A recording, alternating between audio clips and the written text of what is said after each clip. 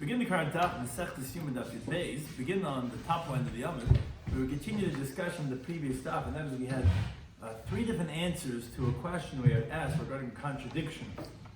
If a basic Knesset is in the time of Benegoyim, if it has a mezuzah, that was the discussion we had from the previous Daf regarding the mezuzah, because we came up regarding the Lishkas Pahedron, and all the different lashachas, all the different rooms in the Beis Mikdash didn't have one. Besides that, the Lishkas Pahedron, we got a discussion regarding mezuzahs.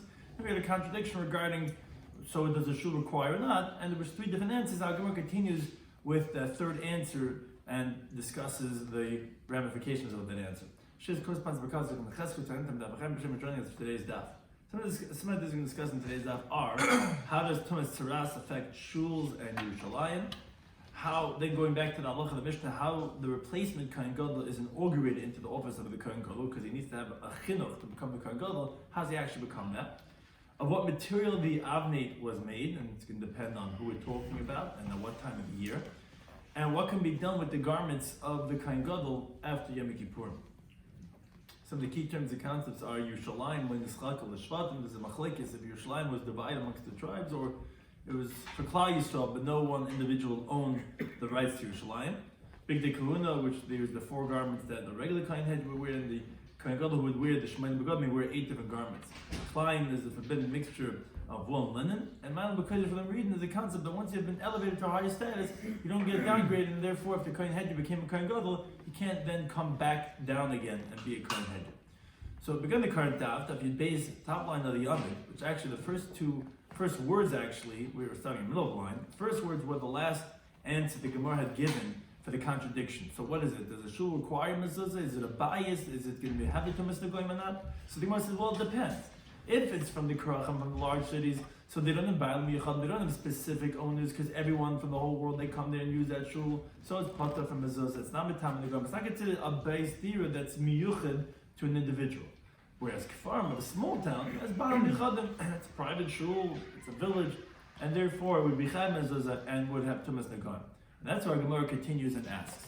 Says the Gemara, the Krachim, is that really so that you said that the shuls of the big cities that doesn't have Bailam Yuchadim, that Ein Matam Negoyim does not have Tumas Negoyim, because as we talked about previous stuff, has to be loy, it has to be that which is specifically his house, it has to be designated and not everybody. But Britannia seems to be a contradiction. We're in the Brisa, it quotes the passing of a Yikr that says that Tzaras is going to happen in the house that's Achuzaschem, which is that you have an inheritance, that you have its possession of. So Achuzaschem, B'tam Negoyim, but in Yerushalayim, B'tam Negoyim. Yerushalayim is not going to have Tumah of Negoyim. If any house in Yerushalayim has a negative, so that's not going to have Da'alacha.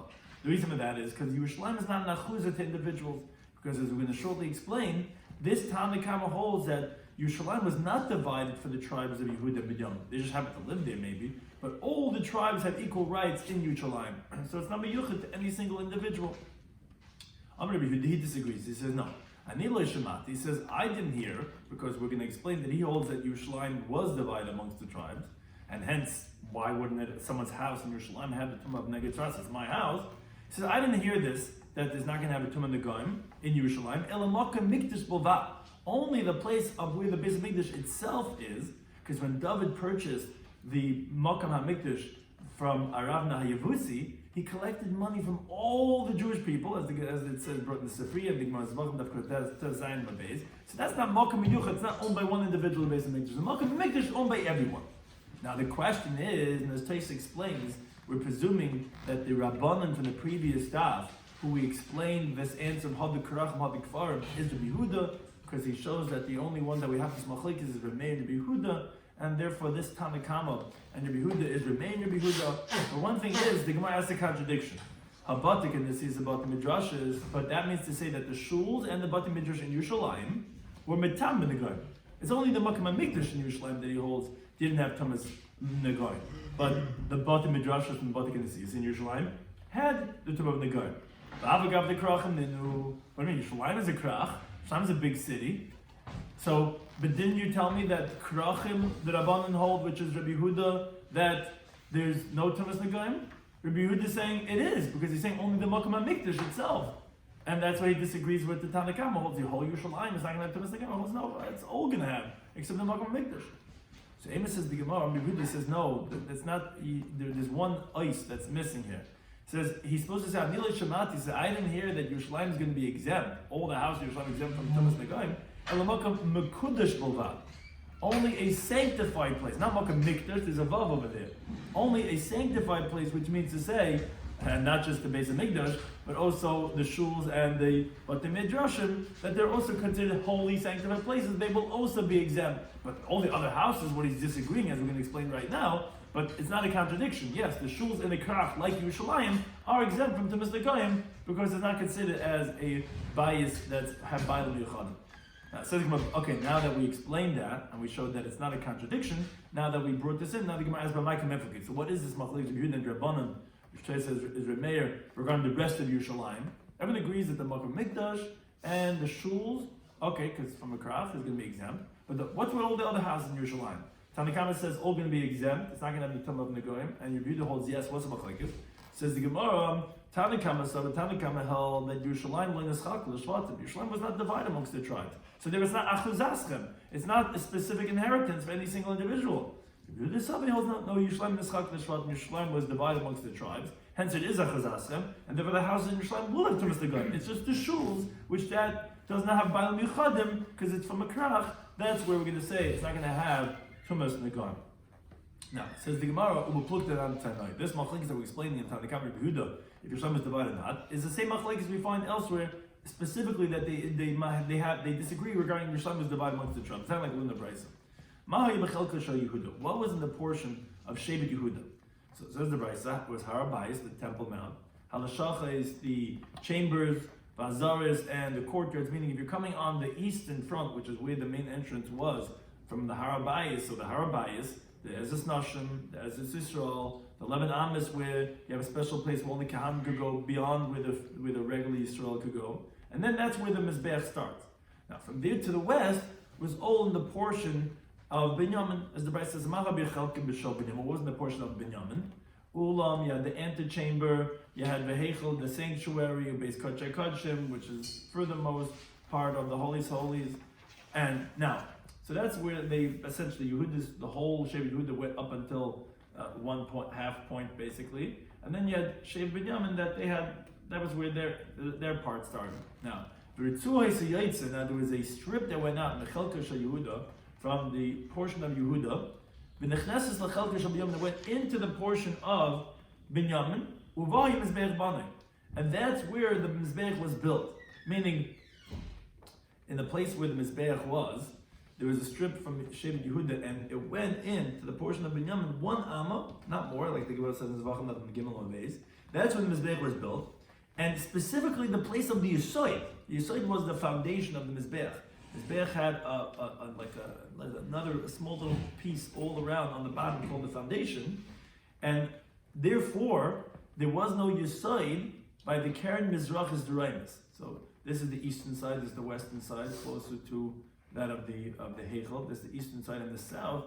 Here, this part didn't have a Yisoid, which Tais explains what he do according to Mandamah holds that it was not divided amongst the Shvatim. So he says, okay, it's a custom, Hakol B'Ksav, but according to this Mandamah, we understand why there was no Yisoid, because it wasn't part of the regular Mizbeach, because it was Yehuda had his portion went up until the actual structure of the Mizbeach, and where the Yisoid is, that Amma was in tribe of Yehuda. Now, Ubinyam Natzadik, the one of the Shvatim, the righteous Binyam, he was in pain on it, to swallow it up every single day, like, this is mine, this is where I'm supposed to have a Yisoid over here. Shlomek said the pasuk in Devarim. Chayfef alav kalayim is by the brachas that Moshe Rabbeinu gave to every Shevet. He hovers over it all day, like someone who's in pain. He can't get what he wants. He's scraping himself against the wall. That's how he couldn't einhalten. So therefore, Binyamin the righteous merited the Nasush Bezich and the Gvuri became a host for the might, meaning when the Aron was put into his portion. Shlomek says, and in between the shoulders Hashem will rest. But one thing we see from here is that obviously Yerushalayim was divided amongst the tribes, and the division went up until in the Harabayis halfway through, and that it went so fine that even Yehuda had a little bit of Binyamin, and that's what it was upsetting him. But that's one Tana that we see clearly holds that it was divided. Then we have a high Tana, we have another Tana that we're going to quote right now, that's something that he holds. No, Yerushalayim was not divided amongst the tribes, and that's the Machlekes Tanaim that we're saying. Where do we find this? It's time to learn a brisa that holds it's not considered achazasra. The brisa says, "Imaskim bat Yerushalayim." You're not allowed to rent out an apartment in Yerushalayim. Why? Lefishay Yerushalayim. It's not theirs. You're squatters. Everyone who's living in Yerushalayim doesn't own it. It's not divided amongst the tribes. It's Klal Yisrael's. And again, therefore, we see that this town holds was not divided, unlike the previous town which is quoted. Rabbi Shloimy says even more. He says, "Aflamitis, not only rent out the bed, and because you have no rights over here in these apartments. Now, therefore, always kaddishim, the hides of karbanis like the shalmei chikik and the shalmei simcha and the oiler golem that the oiler golem would shech and would eat over there. Those two shlamim. So those hides they have from those karbanis balish bezechinan not nice bezroi. The host could forcibly take it because since you can't pay them for the rentals, but ultimately they are the first squatters. So therefore, they get the rights to the hides of the karbanis that the guests would be having. And Amabayis, the Shemamina, what we learn from this is Erech Ara, that it's appropriate derech eretz, lemishbik inish gulfa, a person should leave his earthenware jug, umashcha, and the hide of the animal that he slaughtered and he ate in the house of the host, lushpize, to leave it for the host. Leave over those bottles and those things that you brought over there, what you bought from Costco, you had when you came into the host. Leave it over for him because you're not paying him anyway. So it's appropriate to leave those things over. But again, one thing we saw that is machlokes tanoim if Yerushalayim is divided amongst the shvatim or not.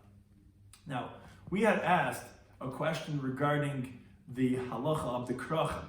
We had said that we answered, does the shul require mezuzah or not? So we said depends. Krachim doesn't, kvarim yes. And we had just asked, well, krachim not. What do you do with the Yerushalayim? And we had Rabbi Yehuda. We answered it's not Mokum Mikdash, Mokum Mokudash.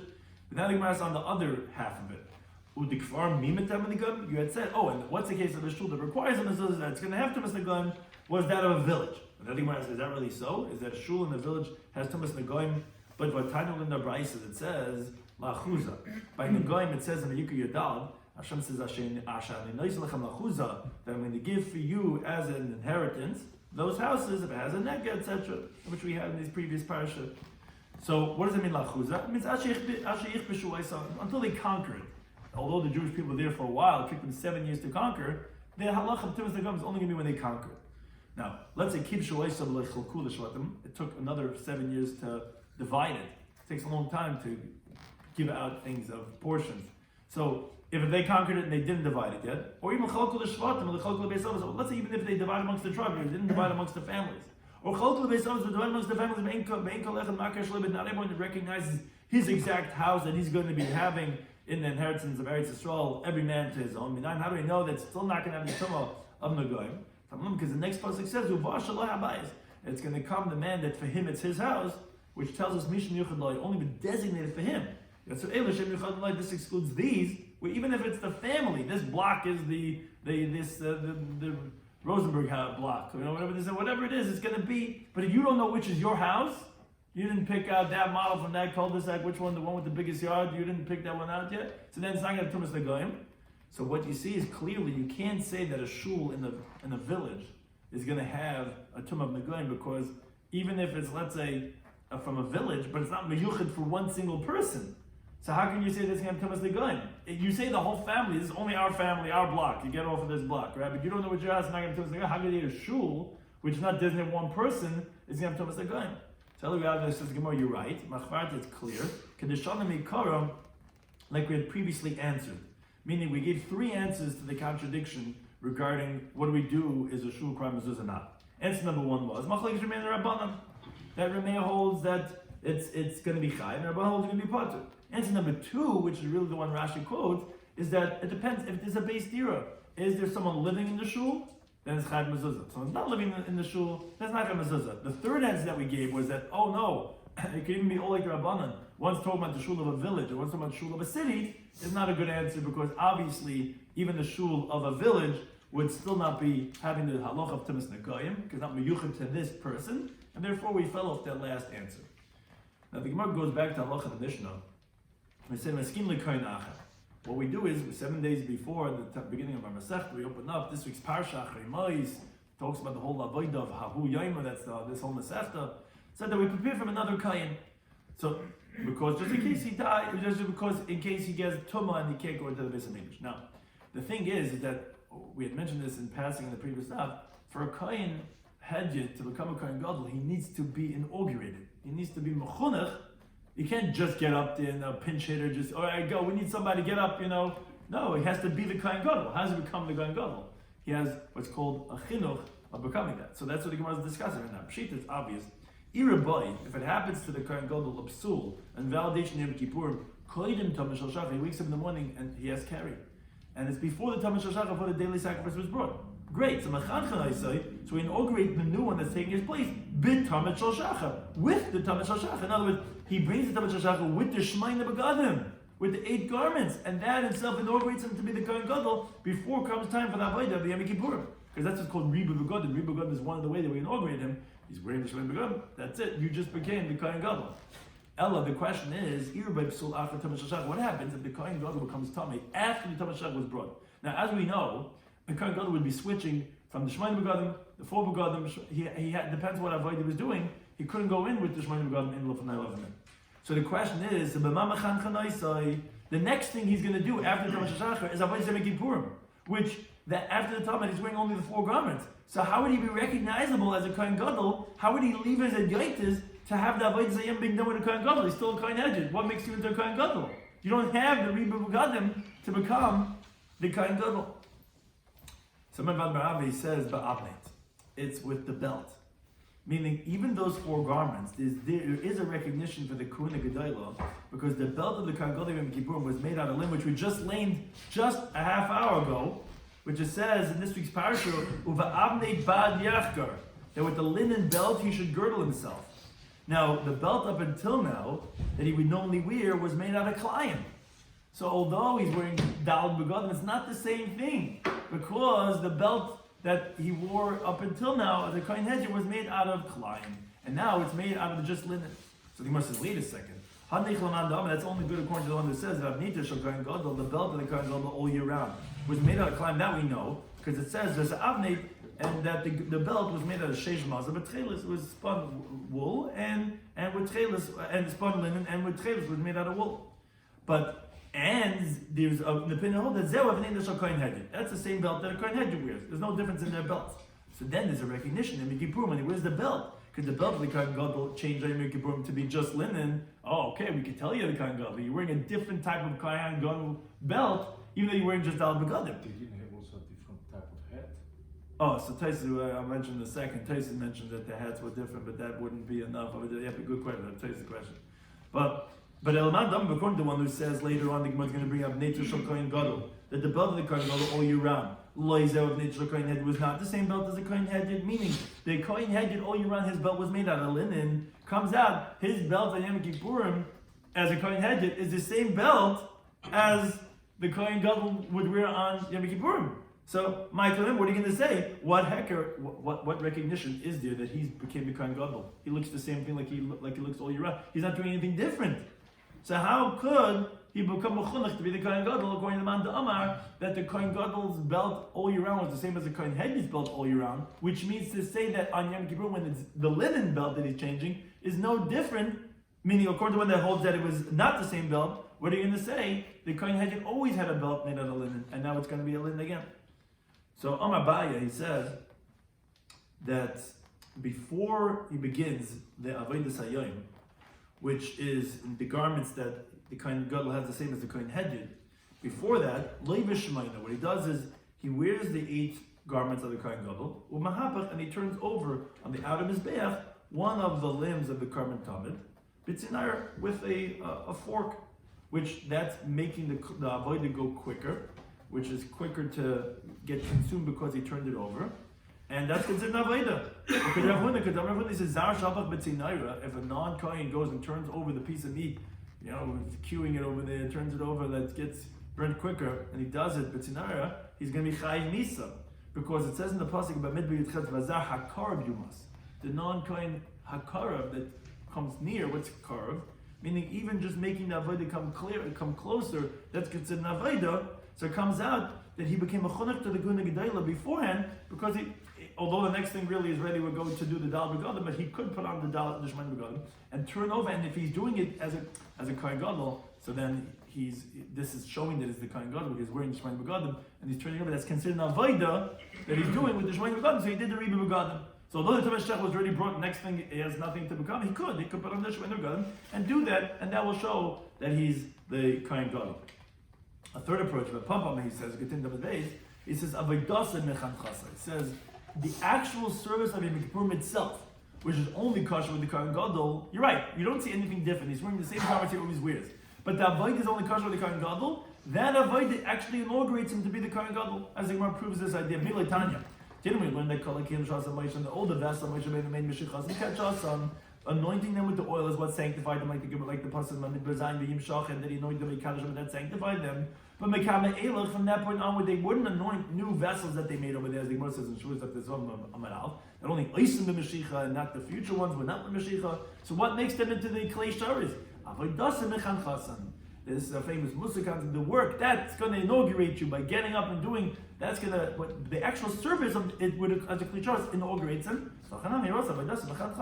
Here, doing an avodah that only Kohen Gadol is kosher, and he's doing it, that avodah makes him into the Kohen Gadol. So there's still those three different approaches to explain how is the Kohen that was a head who takes the place of the Kohen Gadol become a Kohen Gadol if it's after the Tamid Shel Shachem. Now, the Gemara summarizes this. Yoma, he says, which we had mentioned in passing regarding what is the status, what was the belt of the Kohen Hedger made out of. So it's a machlek is Rabbi Shimon. Chadam one says shel klein, it was made out of all year round, out of a mixture of wool and linen. Chadam shel batz, one says it was made out of linen. Says the Gemara, this time the Rebbe who dam shel klein, we can prove the Rebbe is the one who holds that is made out of klein. Why? Because the time when the Brisa that aim big Kohen Gadol Kohen Hedger, there's no differences between the Kohen Gadol and Kohen Hedger. Ela Avnei, the only difference between them is their belt. That's Divrei Rebbe. Rabbi says no, even the belt wasn't any different. Now the Gemara says, wait a second, Imas. When are you discussing, what day of the year are you telling me that there's no difference between a Kohen Gadol and a Kohen Hedger? And the other man says, yes, the belt is the difference.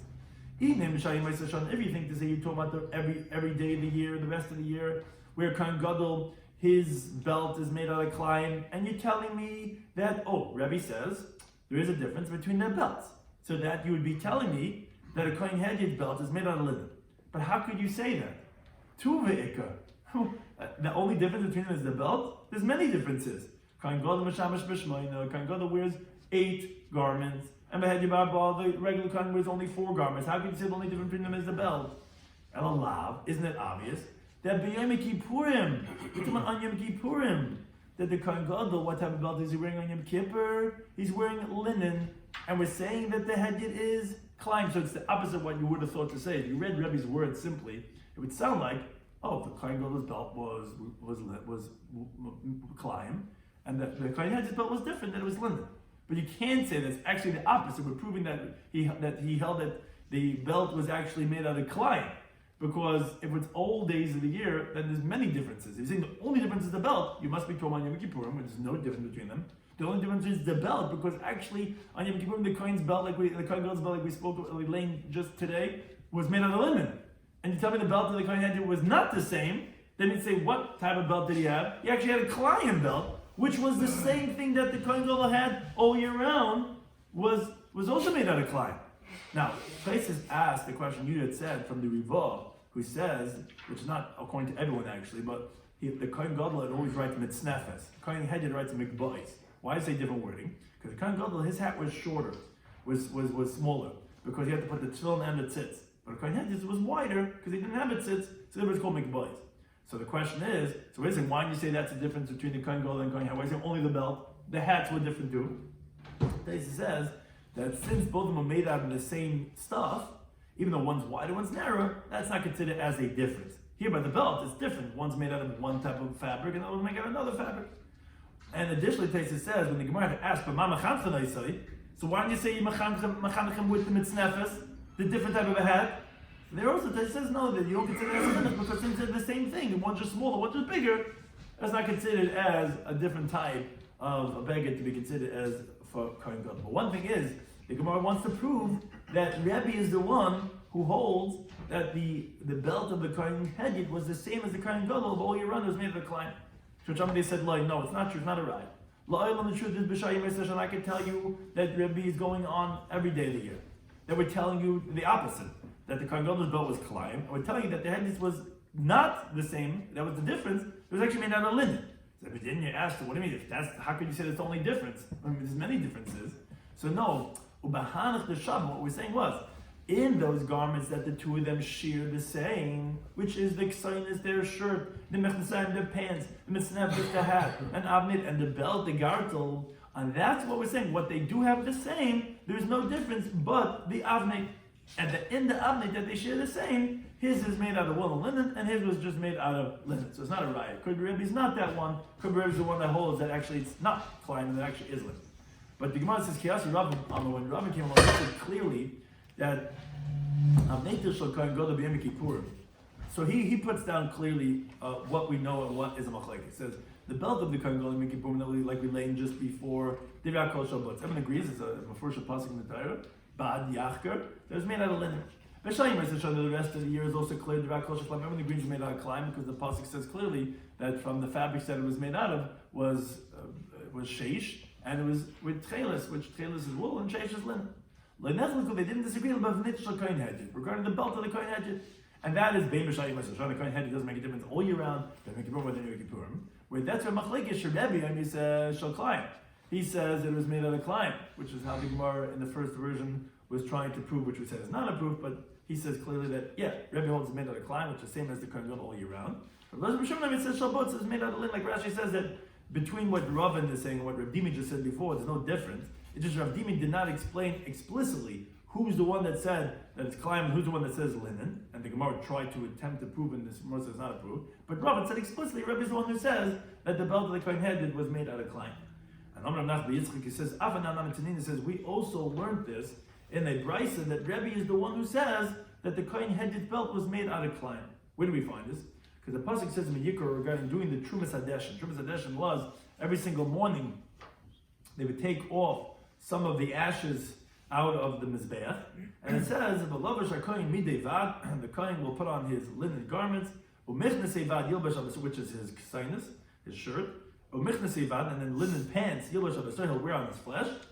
And the thing is, it should have said, that the linen garments on his flesh, because the pasuk already said v'lavash. So this says al basara, why does it have the word yilbash? Where it said v'lavash? It's a redundant, it's an unnecessary word of yilbash, that he'll wear al basara. Oh, so what's that coming to include? That's lehevi mitznefes va'avnit la'aromas adeshin divrei b'huda. Rita says the extra word yilbash is coming to include other garments, because all it says in the pasuk is midei vav, which it's talking about his shirt, and mechnasayim and pants. So it only sounds like pants and shirt. It says yilbash to teach you. They know it. The Trumas Hadeshin is a bonafide avodah, and just like a regular avodah, you have to wear old dalad begadim. Here also, you got to add on the mitznefes. You got to wear your hat, and you got to wear also your belt when you're doing this. The gartel has to be on. You can't see the umid. You have to have. You can't just have the shirt and the pants. You got to have the hat and the gartel. Those have to be added on. That's the Rabbi Yehuda. Now, Rabbi Shloimy, he says, no, the extra word yilbash is teaching something else. It's lehevi bigdei Kohen Gadol b'Yom Kippurim. It's coming to include the 4 garments that the Kohen Gadol wears when he goes into the Kodesh HaKodeshim on Yom Kippurim. That the extra word yilbash is teaching another halacha. Shein ksherin l'Kohen Hedget is coming to teach us that that's valid for the Kohen Hedget. Now, meaning all year round that the Kohen Hedget could wear the dalad begadim that the Kohen Gadol wore on Yom Kippurim. Where do we see that? Where does that coming over here by Trumas Hadeshin? So, as Mefarshim explained, because it says it's a Gzeir Shava really. It says Yilbash over here, it says Yilbash over there. So, coming to teach us that the Dalad Begadim that the Kohen Gadol wore in Yom Kippurim is allowed to be worn by the Kohen Hedget all year round. Meaning that you shouldn't say when it says in the pasuk V'nichem Sham that when the Kohen Gadol finishes the Avodah, you should leave it over there. It means that you have to bury it. No, it just means that another Kohen Gadol can't wear it another Yom Kippurim, but the Kohen Hedget could take when the garments were finished, take the leftovers. For the Kohen Gadol, you could go ahead and use it. Now, this is what we're getting up to, which is the main point of this brayso that we're bringing in for, is Rebbe Yoma, because we wanted to prove that Rebbe is the one who holds that the Kohen Hedget's belt was made out of Klayim the way the Kohen Gadol's was. Because he says, wait a second, this is what Rav Deisen just said, that the word Yilbash is coming to teach you that you could use the Kohen Gadol's Yom Kippurim garments. The Rebbe finished with the Rebbe's garment and get mechap. Right? You could use it. He's finished with avodah. He's not wearing this kapata anymore. You can go take it and you can wear it all year round. So there's 2 responses to Shtei Tshuvos B'Dav. There's 2 problems with what you're saying. Chada, first of all, Dav Neitish Kohen Gadol Yom Kippurim the belt of the Kohen Gadol, where's Yom Kippur, which is made out of linen, that doesn't fit for the Kohen Hedjitz to wear it all year round. It doesn't fit for the Kohen Hedjitz because the Kohen Hedjitz garment, his belt was made out of Klayim. Oh, that's the proof. That's what we're just showing. You wanted to show that Rabbi is the one who holds. What was the Kohen Hedjitz belt made out of? Not like the other mandam who says butz. It was made out of linen. It was made out of Klayim. And that's the first tiny Esther of Daisa. It was made out of Klayim, so you can't use it because the Kohen Gadol was made out of linen. But the second problem he has is begodim sh'nishtam sheben kedusha chamur. A garment that was used for a holy sanctity went into the kodesh hakadosh, and the shamash ben kedusha kal is going to be used for a light thing. Some kohen head is going to do the trumas hadeshin with the rebbes, the levishim. You think you're on the madrega to use it, you can't. That's two problems that he had with it. So we just finished the brisa. So Rabbi says, what do you learn from the word yilbash? That's what Rabbi something else. Rabbi says ashchakim. Coming to include that even the worn out garments are kosher for the avoid. Like Tesa says, you need to have a pasuk to include them because we know, for example, let's say if you have torn or dirty garments, the Gemara says in Zvachim that it says in the pasuk of the Chavla Safaris, it's not valid. So too, you would have thought the shchakim, it's a little like worn out, that it would be possible because ein anis b'makom ashiris, and you would have thought that every single year you have to make new garments. That's what we're saying. That no, from Yilbash you learn out that it could be a little bit worn out, and that's okay too. So again, therefore, that's what we brought in just to show you that Rebbe holds that to prove that he's the one who holds that the Kohen Hedjitz belt was made out of Klein. Now says the Gemara, but Rabbi Daisa, who he says not like the two tinies of Rebbe, that he holds, yeah, that's what it says Yilbash to tell you that the Kohen Hedjitz could wear the Kohen Gadol's Dal Begadim all year round. L'tamei, he goes according to his reasoning that it's kosher. Because the time, like learn the Brisa, that it says in the pasuk V'nichem Sham. We learned this later on in another daf. That on Daf Chavdalim, it says in the pasuk in the Yikra, the Tanya, the Bryce is coming to tell us by the Begadim on Yom Kippur. It says, "Ufashat is big the Habadash Alavash." The Kohen Gadol is going to take off the linen garments that he wore, but Boyle Kodesh when he came into the holy sanctuary, and he leaves it over there. What does it mean leave it over there? So the Tanakama, which holds like Rebbe essentially, Malamet Shatur Nigeniz, teaches that it has to be buried. According to Rebbe, there's no one could use it. First of all, it was used Kedusha Chamur. Who's going to use it now for Kedusha Kala? And another Yom Kippur cannot use it. You just bury it over there. If they said, he says, no. You know what it means? Shlei Shtamas ben Kainat Yom Kippur Macha. But Nichem Shav just means that he has to leave it over there. He cannot wear another Yom Kippur. But it is kosher for Kohen Hedjit, and that's where we see L'Shitasa. He learns out that it is going to be valid, and obviously he disagrees with Rebbe in regards to what the belt was made out of, and that it was made out of, the Kohen Hedjit was made out of linen, just like the Kohen Gadol Yom Kippur, and they could wear it all year round. Now, going back to what we had spoken about regarding this Kohen Acher that takes over, we had just asked, we got off, and we said, well, wait a second, how does it become a Kohen Gadol Acher? Because he has to become a Chunach. So we explained that one of the answers was the belt, and that was dependent on the discussion if the belt was the same or different. Now, going back to that theme, we learned the Brisa. Let's say Yir by Psul. Okay, let's say it happens. Something happened to the Kohen Gadol, and they couldn't do the Avodah. They put someone else to go and be the Kohen Gadol. What happens afterwards? His term is over. He went to the mikveh. It's over. So the halach is Rishon Chayz Lavadasa. The first one, he goes back to his post. And Sheni, the second one, who was the replacement one, Kol mitzvahs kahuna gedei love. He has all the mitzvahs as a Kohen Gadol on him, which means say he cannot grow his hair long, he cannot rip his garments, he cannot become tummy to his relative, he's not allowed to marry an almana, he has to wear the shemayin begadim when he does the avodah. That's the Rebbe says he maintains his status of being a Kohen Gadol. Rabbi Yisrael says no. Rishon Chayz Lavadasa. Yeah, the first one goes back to his post of Kohen Gadol. The Sheni, he's actually has the worst of both. In a royal Kohen Gadol, he can't be the Kohen Gadol. Neither could he be the Kohen Hedjit. In other words, he cannot do that by the Beis HaMikdash. Not with the Shemayin Begadim, and not with the Arba Begadim like a Kohen Hedjit. And Amar B'Yisi says, Ma'isa b'Yisa ben Elam Mitzipari. There's actually such a story with Yisa ben Elam Mitzipari. Shiur by Psul b'Kohen Gadol, that there was something invalidated by the Kohen Gadol, had Toma or whatever. Uminu Taftim, and they put him to replace him.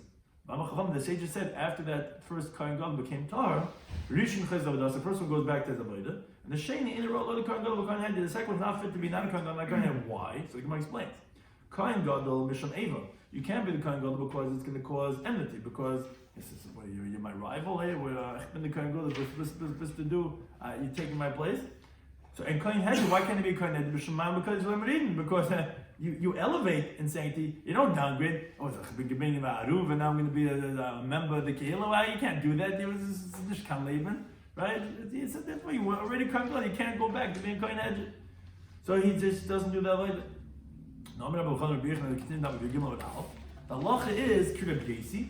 Halacha follows like Rabbi Yossi that he doesn't do the avodah, which tries to ask a question. It says what's called hilchas l'mashiach. The Gemara many places ask, well, I need halacha for Mashiach is going to be here. Why are we saying halacha regarding avodah, regarding things we don't have a Beis Hamikdash anyway? So he says no, there is an afkamina even in today's times. If let's say someone has a leadership position, he's on the board, and something happened, or he's a rav, or whatever, and something happened, and they had to remove him from his post. When they remove him from the post, so the question is, does he come back to his leadership position? And that also, do you still respect the guy who took over in the meantime, like the famous story of Rabbi Gamliel and Rabbi Elazar ben Azariah? That's how you learn Gemara. You see that these are concepts that can be used, as you see in Paiskim, you see in Gedalim, that they use. It has ramifications, not just for the Beis Hamikdash, it always has all for type of leadership positions. Another teretz Taisus gives from Chaim Kayin, that he says, actually, no, the question that the Gemara asks usually of Hilchas HaMashiach is only when it has two problems. One is, Hilchas HaMashiach is not Negeh, and also it's only something that's totally not there. Only not Vera, I need to know if someone's going to do not Vera, but regularly when it's not totally not Vera, that we don't ask that question of Hilchas HaMashiach, and we would tell you, because all the Mishnah is, well, we shouldn't learn Taras in it, we shouldn't learn anything, whatever it says. There's Torah, and we learn, and therefore that's why the Gemara doesn't ask this question of Hilchas HaMashiach. Now, so although that looks like a Beisi, that this Kohen shouldn't do that avodah because he's not Kohen Gadol, he's not Kohen Hedger, but a Beisi agrees, Shem Avar, that if he did violate this law and he did avodah with the Shmoyim Begodim like a Kohen Gadol, then B'dasik Sheir, it's going to be a valid avodah because ultimately he's the Kohen Gadol. This the Rabban saying he shouldn't do the avodah is all because of Eva, but of course he's the Kohen Gadol. If he does, it's going to be a valid avodah. Now, but as Rashi points out, most definitely if he does avodah with Dal Begodim, for sure it's going to be possible because he's Chas Begodim. He is a Kohen Gadol. If you do with the Kohen Gadol with 4, or if Kohen does with 8, that's possible. He is a Kohen Gadol. So obviously, when we say it's Avra B'dasik Sheir, it would only be if he does with 8. Similarly, Rabbi Yehuda Magabi says Halach Beisi, like we said, he shouldn't do with 8 or with 4. But it might be agrees Meis Rishon that if the first Kohen Gadol passed away, Shachaz Lavadasai, that the second one goes back to being the Kohen Gadol. So the Pshita, obviously, when there's no more Eva anymore, there's a Shein in Bagrub, right? He's in the camp. He's going to have a tanis on him that he's took over. Says yeah. Ma'utema, what would you say that because of Eva, you should make it that even after the first one dies, the second one replacement should not be allowed to become a Kohen Gadol? Because if you say that he could serve after him, what would you say? He's like a co-wife, like a rival. That he's saying, he's waiting till I kick the can, till I die, and he's waiting, he's looking. He's not feeling well. So therefore, you would think that maybe he shouldn't even be allowed to become the Kohen Gadol even after he died. That we're not concerned for that Azoi Vait, that Eva would be that he's never allowed to become and take over because of how he's going to feel. Somebody discussed in today's Daf and Yoma Daf that we had regarding specifically the third answer that we gave for the contradiction. If a shul is like a bias from Mezuzah and Gum or not, so we gave an answer. We said, okay, had the krach, had the kfar. And the Gemara first discussed that of the krach. That was the first thing we discussed. That we said, if it's a shul in the city, that's not B'tam of the God. Because that's not B'yuch l'gvarm. It's everyone from the world gets to use it. The question was, but Rabbi Yehuda says that you're going to be pater of a nega only on the Makom HaMikdash. So that sounds like, but the Beis HaKnesses says of Yerushalayim, that would be chayiv. Well, I thought you told me that a basic Knesset of a krach, which is what Yerushalayim is going to be pater. How can you tell me you're going to be chayiv? No, says the Gemara, no, it's not Makom HaMikdash, it's Makom Mekudash. That's what we're saying. That's what doesn't require, and that includes the basic Knesset too. And he disagrees with the mayor who says, no, the rest of Yerushalayim is also going to be pater. Not only shuls, the whole Yerushalayim. What's the machlekes telling on? It's telling another machlekes. Was Yerushalayim divided amongst the Shvatim or not? Where that would depend if it's going to be considered achuzaschem to have the halacha of Tumas Negoyim. Which was it divided amongst the Shevet Yehuda and Binyamin? Like we said, it was Ritzu that went, and Binyamin was so sad that there was a strip missing of the Yesoid because Yehuda had a portion of it there. Or no, it wasn't divided amongst the Shvatim. Not only that, no one in Yerushalayim, you have an apartment in Yerushalayim, you can't rent it out because it's not owned by them. So that was regarding the Krachim that we had a question we answered. Then we said, the second after we said, and this time we said that there is going to have Tumas Negoyim instead of a Kfarim, of the villages, because that's privately owned. The Gemara says that was rejected because we brought a brayso that says Shaloi habayis is miyuchad, that even if, let's say, the family knows this is our block, so it's sure shared by all of us, until you know that it's your specific house, it's not going to have tumas nagaim, and therefore a shul, even of the village, is not going to have tumah of nagaim. We're back to the mission that we said that we prepare from another kohen.